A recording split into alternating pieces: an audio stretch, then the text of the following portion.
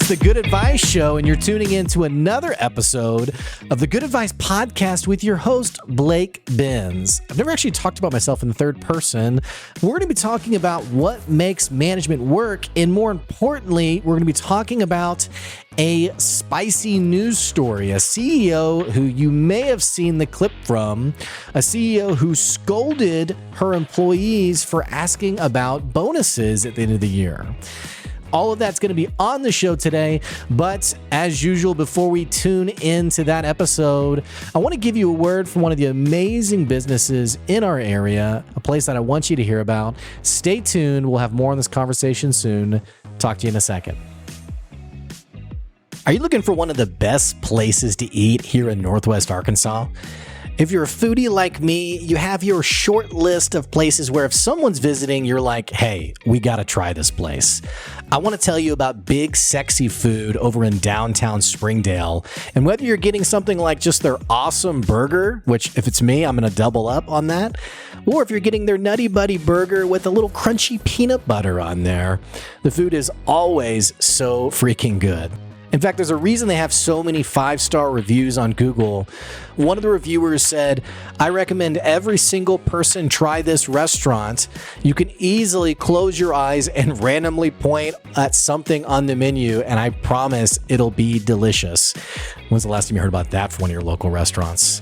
Hey, check it out, Big Sexy Food in downtown Springdale. You can also go to bigsexyfood.com or check them out on social media at Big Sexy Food. Check it out. You won't regret it.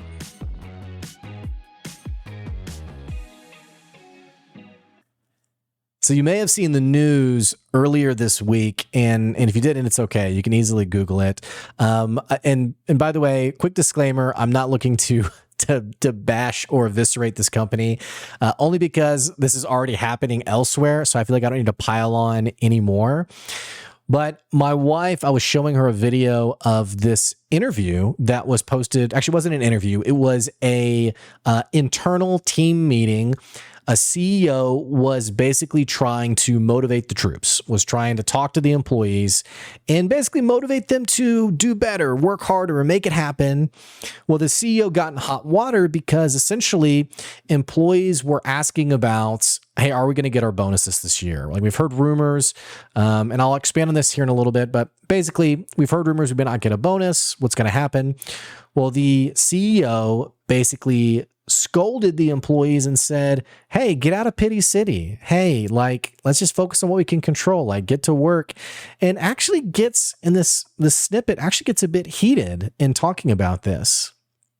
Now, this went viral. It was shared all over social media, mostly because not just the tone this person took, but this was a boss whose took-home pay last year was about $5 million, including $1.2 million in bonus pay. So people have screamed hypocrisy. It has been eaten up on subreddits like anti-work. And I want to talk about this today. I want to talk about some things that I think went wrong here for the CEO. And if you are running a business yourself, what should you be thinking about? What should be your approach to leadership? And I will say, out of the topics that I love talking about, this is one of the things that I feel like I am the most passionate about. There's probably two things that I'm extremely passionate about where I don't consider myself much of a political person. If somebody, let's say I'm having coffee with somebody and they're feeling feisty and they want to bring up a topic, I'm usually pretty, indifferent's not the right word. I'm not rude, but I don't feel a need to combat someone. I'm usually like, okay, cool. Yeah, thanks for sharing that. So it's just, I guess I am disinterested. I just don't really follow a lot of this stuff. But there are two things that I do get riled up over and frankly, a bit pissed off over, if I can say that. Two things. One is how leaders manage their employees, or rather the stories of mismanagement that blow my mind and probably blow your mind. You've probably lived stories where in hindsight, you're like, why did I work for that person? That boss was crazy. That boss was maybe even going beyond just being a bad boss, like manipulative. I had someone who was talking about their boss and they described them as, what's the word? Narcissistic. They're like, oh, she was an awful narcissistic person. And she was speaking so passionately about how awful her boss was. I was like, you've been through some trauma, like working for this person. So a lot of these stories I don't think would surprise you because many of us have lived it. We've lived those bosses. And my hope and prayer for you, frankly, is that you're not living it right now. And if you are living it right now, my advice would be to quit. I was in an interview. I was speaking in this on a call with someone on their LinkedIn Live a couple years ago. And this person was asking me for advice, my expertise on what should employees do in working for bad leaders. And at the time, what she was trying to, I don't want to say was trying to get me to talk about, but she was trying to help me give honest perspective on like, how do you lead up? Like, how do you work well despite having a bad boss? And maybe I was feeling a little feisty that day. I don't remember, but she's like, what's your advice? And I was like, my advice would be to quit. And she was like, well, for those who can't quit, it's kind of like the impression that I got from this conversation. And I resonate with this, by the way. I mean, I have a friend of mine who works, he's got 5 kids. He can't quit his job. It's like I empathize with it. And you're also, me as someone who did quit my job, started my own business, had no idea if I was going to make any money, naturally my bias is going to be different. So, but I will say, if you are working for that kind of boss, why are you putting yourself through that? Why are you putting yourself through 40, if not more, hours per week working for someone who doesn't care about your dignity as a human being and doesn't value your aspirations, doesn't value you as a person?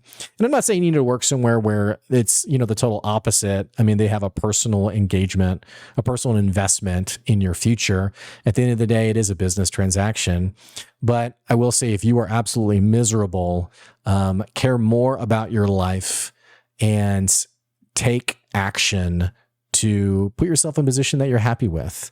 Now, again, I don't say that insensitively. I understand that for some cases, it's like, this just has to be life right now.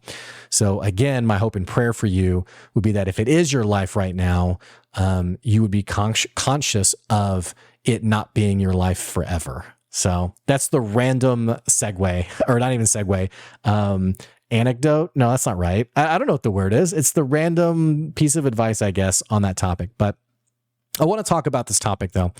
So management's one thing, and then bad customer service is the other thing, by the way, which I don't think I'm a petty person, but I was talking to someone the other day about businesses I just won't do business at.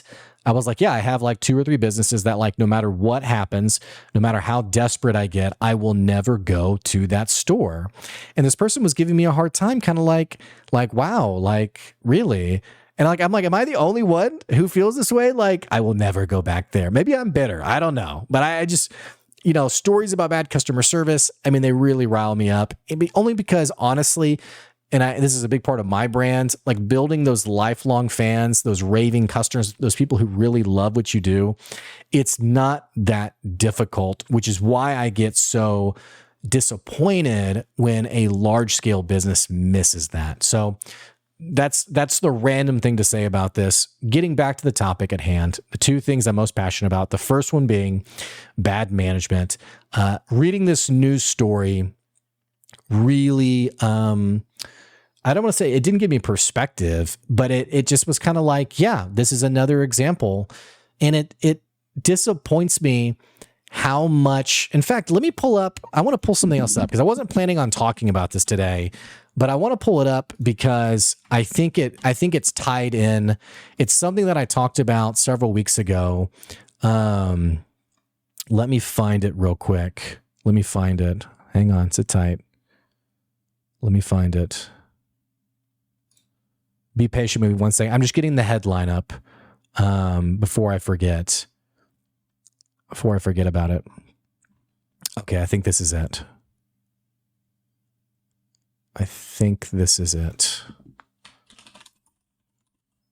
Here we go.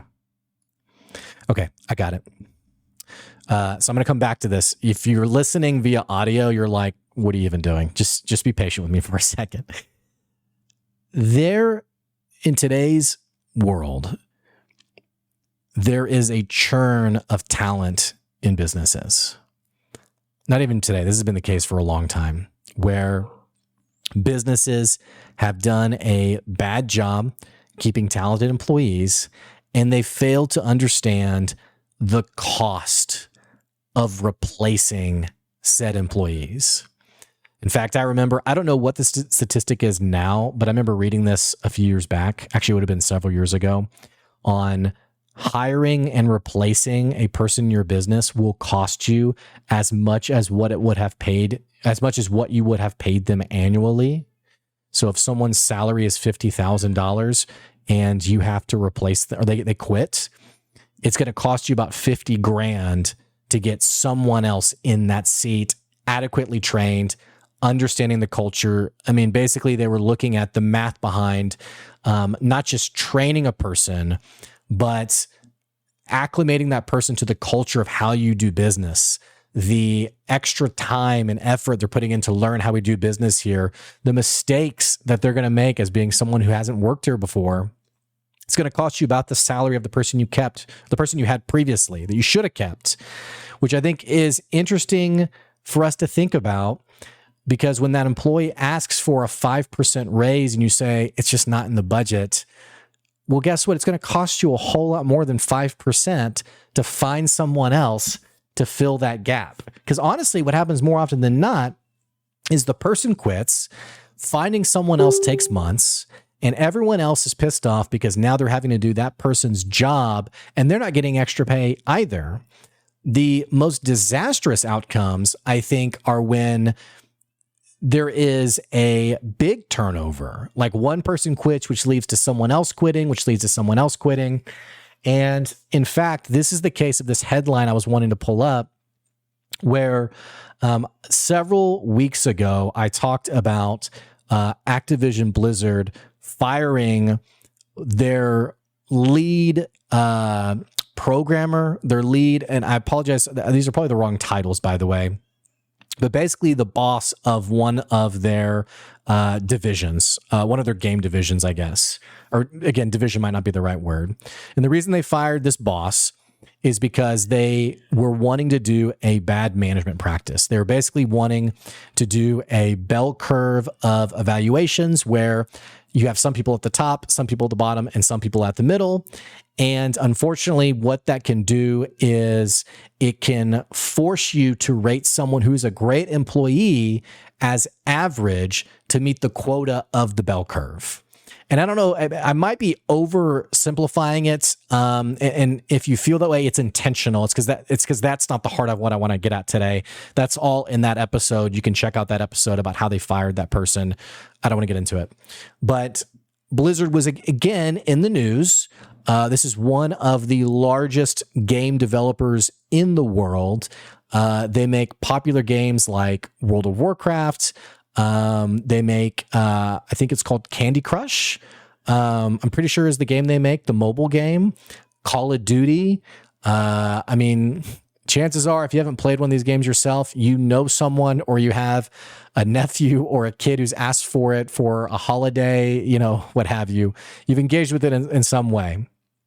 Well, this is what one of the developers of one of the producers on the World of Warcraft team tweeted yesterday, and I'm going to read this to you. Being loud about it because I've lost yet another, emphasis added for them, I've lost yet another person this week. Blizzard is losing amazing talent because someone in power doesn't listen to the game directors who make the products. And then there's several follow-up tweets from the same person. I just want them to explain the opportunity cost to me because at this point, I can't make the math work in any sensible way. And there was another tweet, I don't know where it is, I'm looking for it, where they basically said, here we go. Some talent, in quotes, is undermining the point. We are creating crisis maps of what we can and cannot ship. Meaning the game features or new content. They're basically saying we're now going to the drawing board and crossing things off, saying we can ship this, we can't ship that. That is the loss of capacity we're facing. I literally have a schedule I strike out as people hand in notices. Now, since this tweet happened yesterday or 2 days ago, another World of Warcraft producer also tweeted and basically said, yep, retweet. That is exactly what I'm facing. It is not great. In fact, let me just take a peek real quick and see if I can find the follow-up tweet. I don't know if I can. I'm just going to glance real quick to see if it pops up. Yeah, here we go. Forced RTO is return to office, has cost us some amazing people and will continue to cost us more in the coming months. It is a terrible, short-sighted, self-destructive policy that is only weakening our ability to deliver the kind of game we want to make and our players deserve. Now, not getting too in the weeds on Blizzard because it's oddly enough really not the direction I was intending to go. But basically, Blizzard, like most tech companies, was a work from home business. After COVID, they said, yeah, you can work from home. And they launched a World of Warcraft game that did very well, had critical acclaim to it. And the developers basically were kind of like, yeah, see, like it works. It's great. Well, in recent months, Blizzard basically said, hey, we're ending work from home.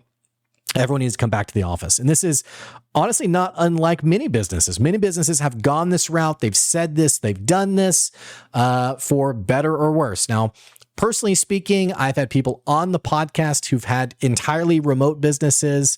My bias is definitely towards remote work. It's definitely towards work from home policies.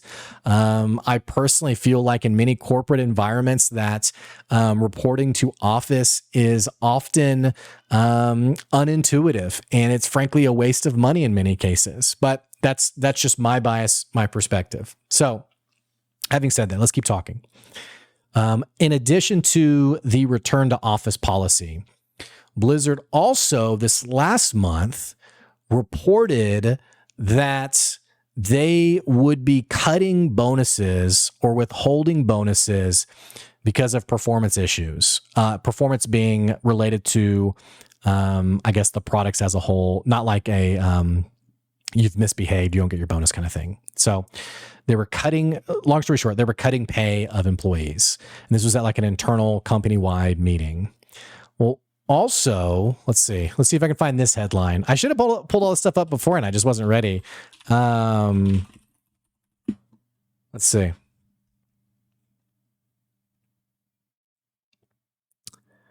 Yeah, quarter four of 2022. Headline: record-breaking profits. The year before that, 2021, $5.1 billion of profits in microtransactions. Again, the highest ever, a record for the company.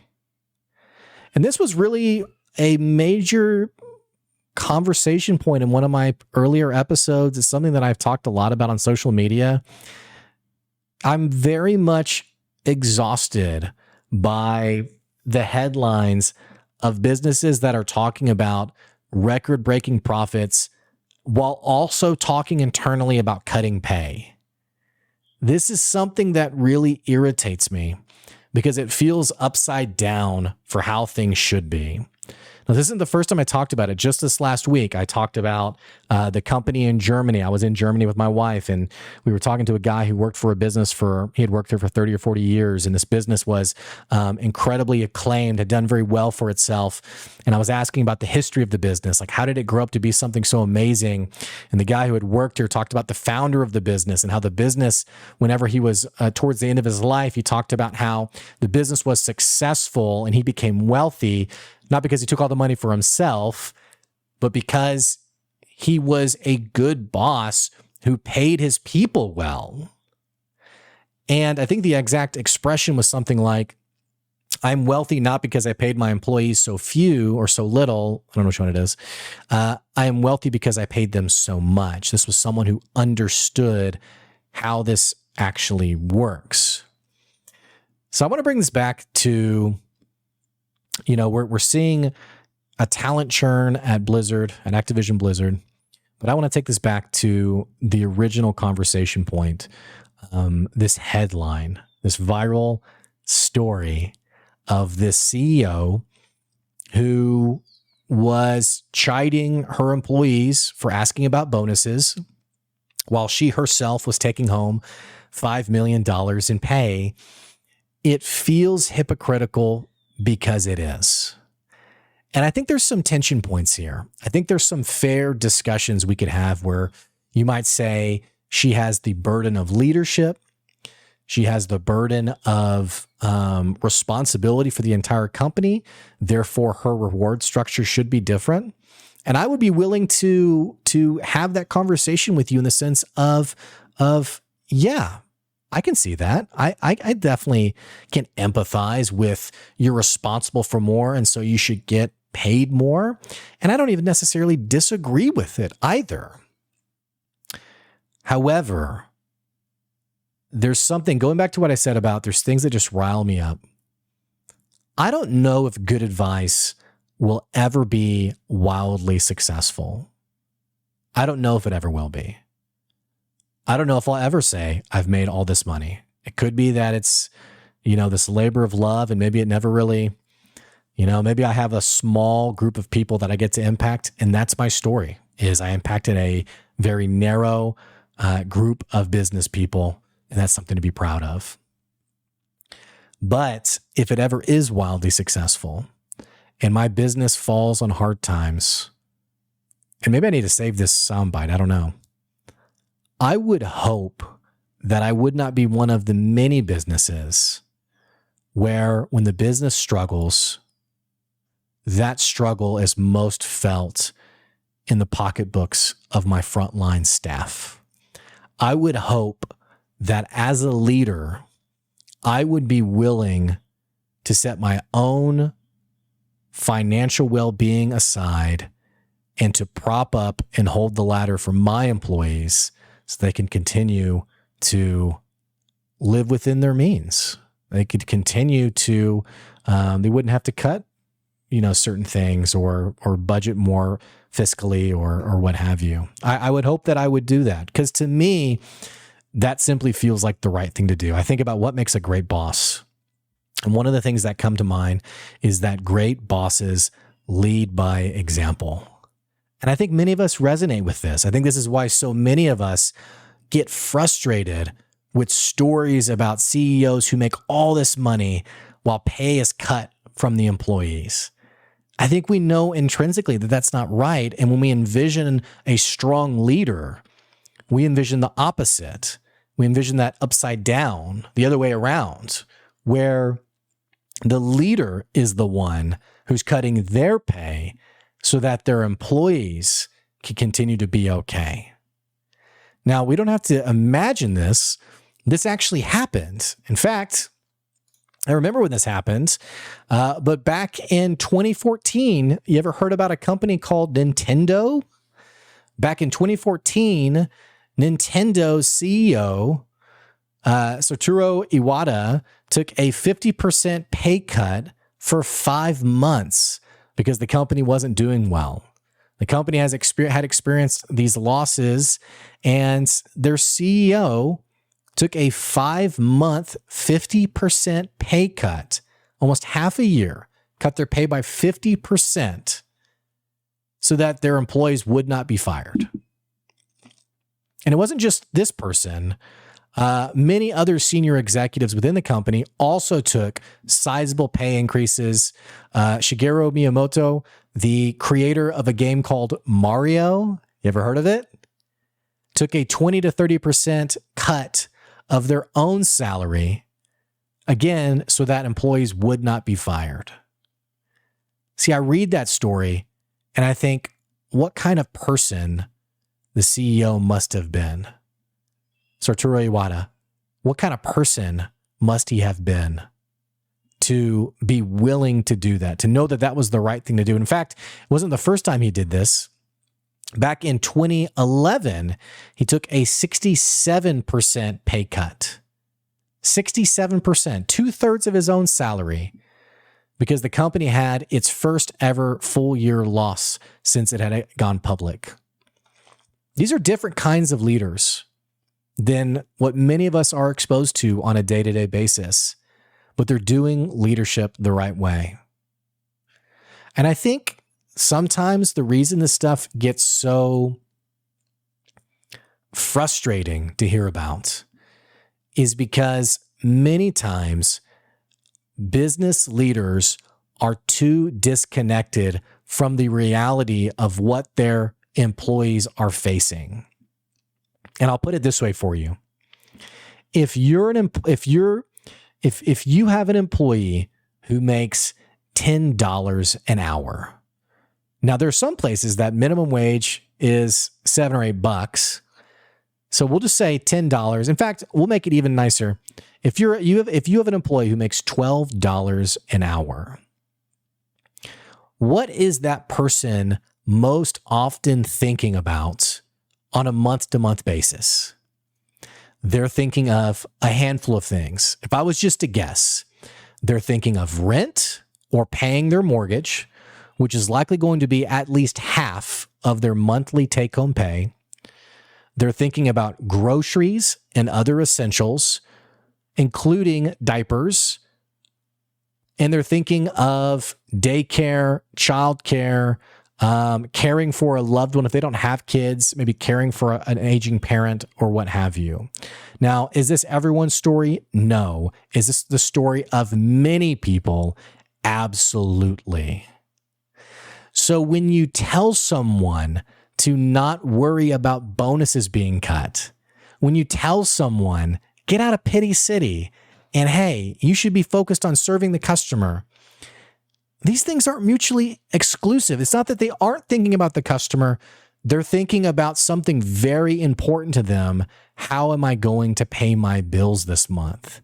And this is frankly something that many bosses no longer have to think about, because at $5 million in take-home pay per year, you really aren't thinking about your monthly mortgage in the same way that your minimum wage employee is. Just the bottom line. It's not that your people are money grubbing. It's that they're trying to survive. And I'm not oversimplifying it or overindulging in this. I'm very simply pointing out that the things that people think about when they're middle or lower income are drastically more tied to money and the amount of money they're making than someone who frankly no longer has to worry about many of those things. So here's the takeaway. If you're a boss, you should know what your employees care about, and you shouldn't begrudge them for caring about money. Money is the means that allow many of us to live the lives we want to live. And it's frankly disingenuous to guilt or shame someone for wanting more money. So that's the first thing. The second thing is to lead by example. To lead by example. If you are working in a business where the business is falling on hard times or things are getting difficult, you should make sure that you're the one who, just like you're bearing the responsibility of the business's success when you take that massive bonus, you should also be the one to bear the brunt of the failure when the business isn't doing so well. And I remember, I'll never forget this quote from the book Good to Great, one of my favorite books, but it's the metaphor or the analogy of the window and the mirror. And the way that the book talks about it is there's a window that you can look out and see all of your employees working. And there's also a mirror that you can look into and you can see yourself. Bad leaders will often look in the mirror when things go great, and they'll look out the window when things aren't going great. Great leaders flip it, and instead, when things are not going well, they look at themselves in the mirror, and when things are going great, they look out the window and they look at all the hard work their employees are doing. They look at all the things that are happening because of the people that are part of the team. Your business should reflect that ideology. And even if you are, let's say maybe you're in a position where your business is not able to do profit sharing, you're not able to share in that way, maybe you just simply can't be the highest paid company. I would say that transparency and candidness go a long way, but you ought to be offering something that's meaningful. And I don't mean a pizza party once a year. It should be something meaningful that let people know that they're the heroes of your business. So often we overindulge in our ideas of who we are with our business. What are we creating? What are we doing? And I don't fault someone for feeling that way, because at the end of the day, we are the ones who are sweating, going to sleep at night, thinking about our business. But your leadership will reflect how you really feel about your people. And I think that is something to look in the mirror for. Hey, that's today's episode. If you enjoyed today's episode, you want to support the podcast, you don't have to wait and wish us well wishes from afar. You can check out our Patreon. It's at patreon.com/goodadvice. And also, hey, if you want to have your business talked about in the podcast, you want to advertise on the podcast, you can also shoot me an email, blake@goodadvicecoaching.com. Other than that, those of you who support the podcast, thank you so much. I so appreciate it. And I'm looking forward to our next episode. That's today's episode. We'll catch you later. See ya.